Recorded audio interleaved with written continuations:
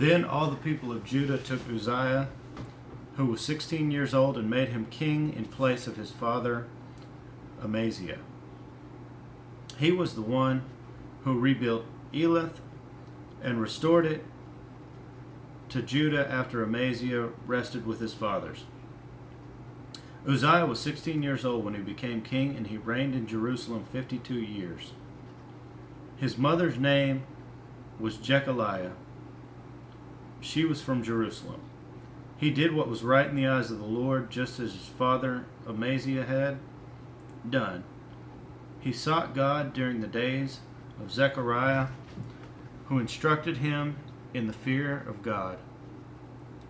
As long as he sought the Lord, God gave him success. He went to war against the Philistines and broke down the walls of Gath, Jabneh, and Ashdod.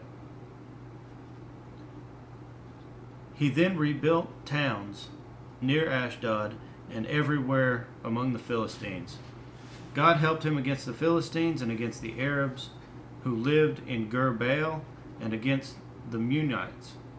The Ammonites brought tribute to Uzziah, and his fame spread as far as the border of Egypt, because he had become very powerful. Uzziah built towers in Jerusalem at the corner gate, at the valley gate, and at the angle of the wall, and he fortified them. He also built towers in the desert and dug many cisterns, because he had much livestock in the foothills and in the plain. He had people working his fields and vineyards in the hills and in the fertile lands, for he loved the soil.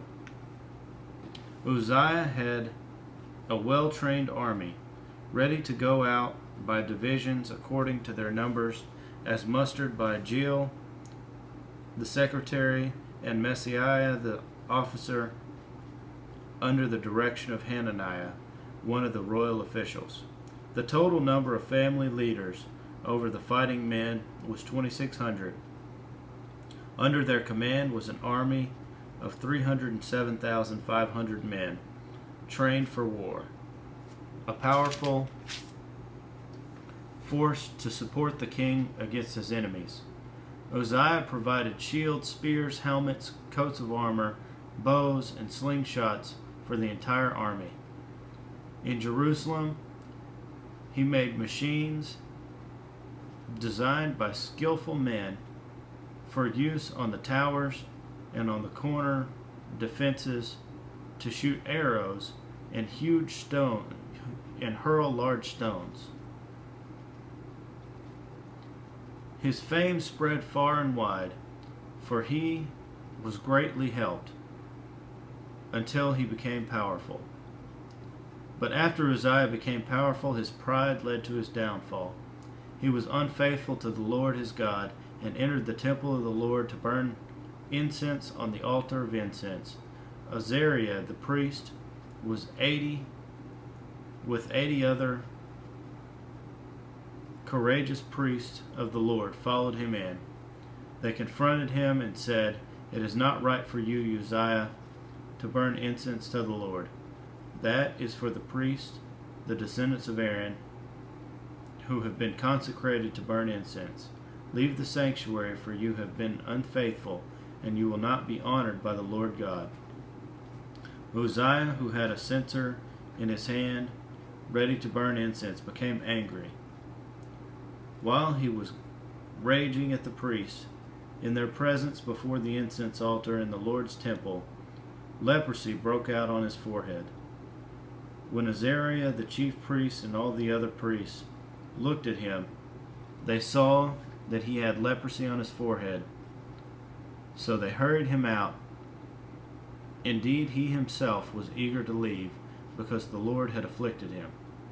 King Uzziah had leprosy until the day he died. He lived in a separate house, leprous and excluded from the temple of the Lord.